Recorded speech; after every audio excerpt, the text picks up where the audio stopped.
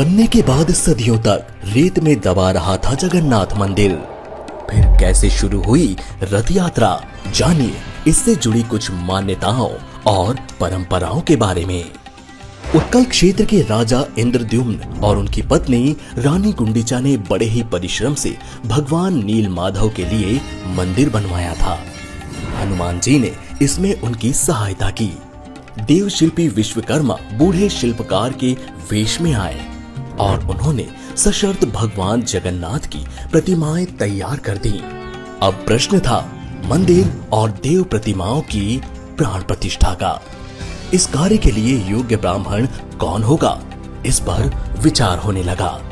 तभी वहां देवर्षि नारद प्रकट हुए। राजा इंद्रद्युम्न ने कहा, आप नारायण के सबसे प्रिय भक्त हैं, इसलिए उनके स्वरूप की प्राण प्रतिष्ठा आप ही कीजिए। देवर्षि नारद ने कहा, जब पिता मौजूद हों तो पुत्र सबसे अच्छा कैसे हो सकता है। इस विग्रह की प्राण प्रतिष्ठा तो ब्रह्मा जी को ही करनी चाहिए। आप मेरे साथ चलिए और उन्हें आमंत्रित कीजिए, वे जरूर आएंगे। ये सुनने के बाद राजा ब्रह्मलोक जाने के लिए खुशी से तैयार हो गए। रानी गुंडीचा ने कहा कि जब तक आप लौटकर नहीं आते, मैं प्राणायाम के जरिए समाधि में रहूंगी और तप करूंगी। इसके बाद राजा देवर्षि नारद के साथ ब्रह्मलोक पहुंच गए और ब्रह्मा जी से श्री मंदिर की प्राण प्रतिष्ठा के लिए आग्रह किया। ब्रह्मदेव ने राजा की बात मान ली और उनके साथ उत्कल के श्री क्षेत्र पहुंचे। जब वे सभी वापस धरती पर लौटे, तब तक कई सदियां बीत चुकी थी। इस दौरान श्री मंदिर भी समय की परतों के साथ रेत के नीचे दब गया था और सदियों तक रेत में ही रहा था। एक दिन समुद्री तूफान आया और इसके कारण सागर किनारे बने श्री मंदिर का शिखर रेत के बाहर निकल आया।